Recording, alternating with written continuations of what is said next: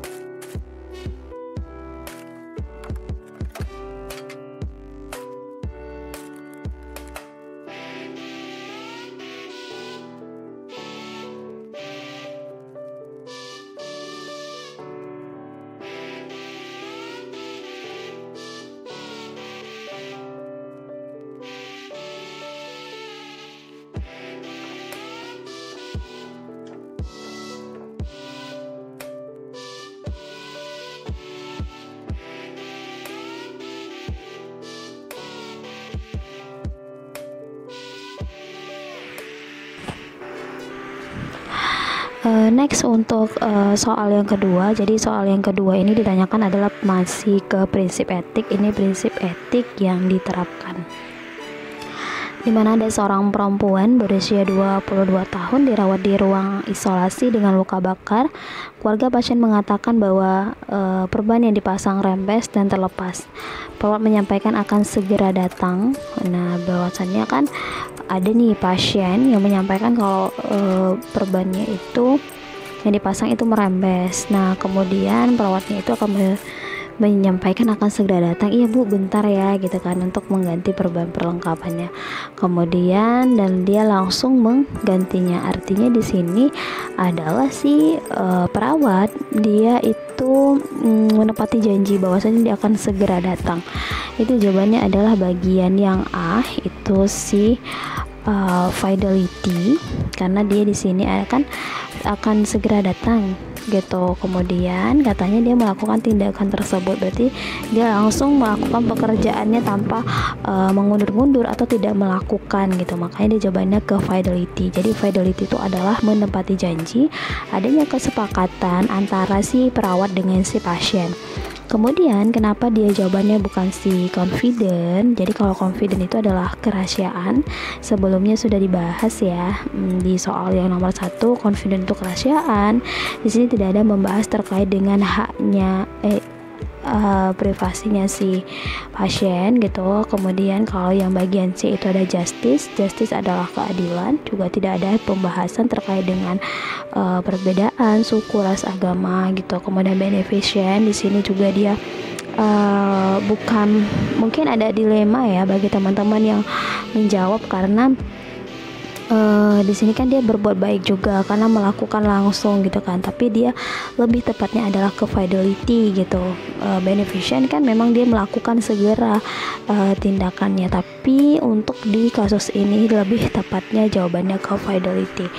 Kemudian untuk yang autonomi, kenapa jawabannya bukan autonomi? Karena di sini tidak ada menyangkut paut pembahasan terkait dengan haknya si pasien. Mungkin itu aja untuk pembahasan di soal yang nomor 2. Oke, next kita lanjut ke soal yang nomor 3. Jadi nomor 3 ini ditanya adalah dengan kriteria evaluasi keberhasilan. Artinya evaluasi itu apa yang sudah kita lakukan, apakah sudah berhasil atau tidak, terus bagaimana sih perkembangannya gitu ya, berhasil atau tidak, terus apakah sesuai dengan harapan. Itu termasuk dengan kriteria hasil. Untuk soal-soal terkait dengan kriteria hasil, kita harus bisa dulu menentukan apa sih diagnosa dari kasus tersebut. Nah, jadi kita harus cari tahu dulu diagnosanya apa, kemudian nanti kita harapan kita apa gitu ya. Contoh misalnya pasiennya itu ternyata diagnosanya adalah nyeri akut. Nah, berarti kan artinya pasiennya nyeri. Berarti apa sih harapan kita ya, nyerinya itu berkurang. Nah, jadi seperti itu. Nah, kita lihat di kasus ini, kebetulan ini adalah soal keperawatan jiwa. Di sini seorang perempuan usia 23 tahun dirawat di RSJ karena merusak alat rumah tangga katanya. Kemudian keluarga mengatakan pasien marah apabila ada keinginan yang tidak terpenuhi. Hasil pengkajian berarti pada saat dilakukannya pengkajian pada saat itu juga pasien mengatakan tidak ada hal positif yang dapat dibanggakan dari dirinya karena tidak pintar dan tidak sukses seperti kakak-kakaknya. Hasil observasi, kontak mata kurang, nada suara lemah, dan ekspresi murung. Pasti di sini kita bisa menegakkan bahwasannya diagnosa ini adalah terkait dengan harga diri rendah. Kenapa di kasus ini adalah harga diri rendah? Karena di sini pasien mengatakan tidak ada hal yang positif. Ya, kemudian tidak ada, berarti dia merasa ya seperti orang yang minder gitu ya.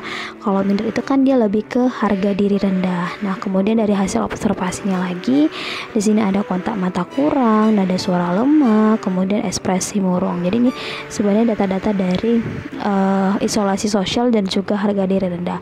Karena di sini ada juga data terkait dengan harga diri rendah, makanya dia ini diagnosanya adalah harga diri rendah. Nah, ketika teman-teman sudah mengetahui bahwa diagnosa ini adalah terkait dengan harga diri rendah, maka teman-teman bisa langsung lihat di option antara option A, B, C, D, E yang berkaitan dengan harga diri rendah gitu. Jadi harus sinkron ya. Kita kan sudah bisa menentukan tadi diagnosanya adalah harga diri rendah. Nah, sekarang kita bisa sinkronkan ke pilihan jawaban gitu. Berarti kita harus cari juga jawabannya yang terkait dengan harga diri rendah. Nah, kayak gitu ya. Berarti di sini kita lihat yang A berada pada lingkungan aman, perawatan diri, meningkatnya harga diri. Nah, jadi ini meningkatnya harga diri itu berarti masuknya ke harga diri rendah. Kayak gitu ya. Nah, mungkin teman-teman bisa lihat ini kayak berada pada lingkungan aman, biasanya tuh resiko bunuh diri ya, itu diagnosanya. Kemudian perawatan diri berarti defisit perawatan diri itu ya untuk diagnosanya. Kemudian mampu mengendalikan marah, itu mungkin ke resiko perilaku kekerasan. Kemudian kalau yang bagian E ini kemampuan interaksi bertahap, berarti kemungkinan itu diagnosanya adalah isolasi sosial. Nah, jadi kan di sini kita tadi sudah menentukan bahwa kasusnya ini adalah terkait dengan diagnosanya harga diri rendah, berarti kita harus bisa mensinkronkan untuk kejawabannya adalah terkait juga dengan harga diri rendah. Jadi jangan nanti pada kasusnya itu terkait dengan harga diri rendah, kita jawab malah ke bagian resiko perilaku kekerasan, kemarahnya, kan nggak cocok gitu. Jadi dia harus sinkron. Jadi di sini jawabannya adalah yang bagian C, itu meningkatnya harga diri rendah. Mungkin itu aja untuk pembahasan terkait dengan soal nomor 3. Oke, next kita bahas ke soal yang nomor 4. Jadi di soal nomor 4 ini kita ditanyakan terkait kriteria hasil yang tepat. Ingat sebelumnya kita udah bahas soal terkait dengan kriteria hasil. Jadi untuk kriteria hasil itu berarti terkait dengan apa sih harapan kita gitu. Di sini kita harus cari tahu dulu diagnosanya terkait dengan apa. Nah, ternyata seorang perempuan usia 57 tahun dirawat di penyakit dalam dengan MCI. Hasil pengkajian dapatkan nyeri. Nah, nyerinya itu dirasakan hilang timbul di dada kiri seperti terbakar, skala nyerinya 6. Oke, kalau skala nyerinya 6 berarti diagnosanya adalah nyeri akut ya. Karena itu udah pasti itu jawabannya adalah nyeri akut untuk diagnosanya.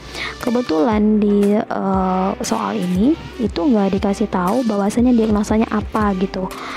Jadi berarti kita harus mencari tahu. Tapi ada beberapa soal yang dia diketahui langsung, misalnya perawat telah menegakkan diagnosa bla bla bla gitu. Berarti itu sudah ditentukan diagnosanya. Nah di sini itu tidak ditentukan apa diagnosanya, berarti kita harus mencari tahu sendiri ini diagnosanya apa sih kayak gitu ya. Berarti di sini dia diagnosanya adalah nyeri akut ya. Berarti kalau pasiennya ini nyeri, kita lihat lagi ke optionnya antara option A, B, C, D, E yang berkaitan dengan nyerinya gitu. Jangan nanti kita udah menegakkan diagnosa nyeri, toh kita jawabnya ke misalnya ke suhu tubuhnya. Nah itu kan nggak nyambung ya gitu, atau mungkin ke sesak nafasnya nggak nyambung. Jadi kalau misalnya tadi kita udah menegakkan dia ke diagnosa nyeri akut, berarti yang berhubungan dengan nyerinya. Berarti di sini adalah dengan jawabannya bagian D, itu adalah yang nyeri berkurang. Mungkin itu aja untuk pembahasan soal yang keempat. Soal keempat ini adalah soal yang terakhir. Teman-teman bisa tunggu video Aidri lainnya. Sekian dan terima kasih. Assalamualaikum warahmatullahi wabarakatuh.